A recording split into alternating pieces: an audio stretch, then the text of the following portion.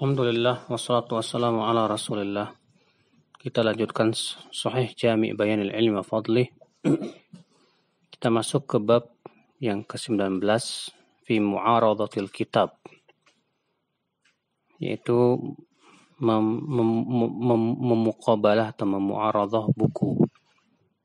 Maksudnya mu'aradah yaitu setelah seorang ahli hadis mencatat hadis dari imla'nya guru, maka kemudian mereka membandingkannya lagi dengan kitab yang terpercaya.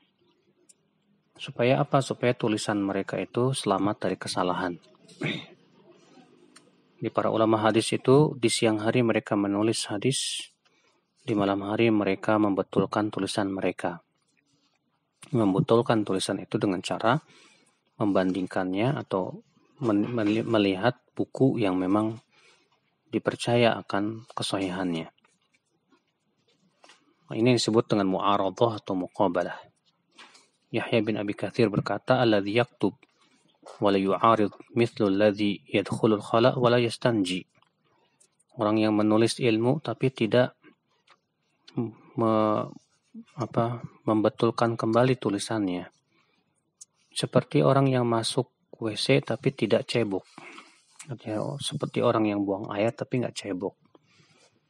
Maka dari itu seorang penuntut ilmu, ketika ia mencatat apa yang ia dengar dari seorang guru, setelah selesai mencatat, hendaknya dia berusaha untuk meluruskan kembali catatannya, dengan cara membandingkan dengan tulisan yang lebih terpercaya, kemudian menulis kembali dengan tulisan yang lebih rapi. Dan Allah Ma'mar berkata, "Lau uridal kitab mi'at marrah, maka da yaslaman min an yakuna fi saqat." Kalaulah suatu buku itu diperiksa 100 kali, hampir-hampir tidak selamat dari kesalahan. Karena kata Imam Syafi'i, aballah an yakuna kitabun sahihan ghairu kitabih. Allah enggan untuk menjadikan suatu buku benar-benar sahih kecuali Al-Quran saja. Bab yang ke-20, Al-amru bi islahil lahan wal khata' fil hadith wa tatabbu'i alfadhihi wa ma'ani. Perintah untuk meluruskan kesalahan dalam meriwayatkan hadis dan berusaha untuk memeriksa dan mencari lafaz-lafaz dan makna-maknanya.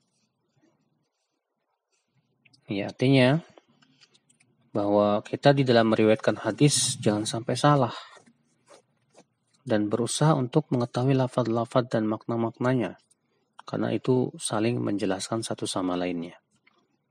Al-Walid bin Muslim berkata, aku mendengar Al-Auza'i berkata, a'ribul hadis fa innal qawma kanu uruban.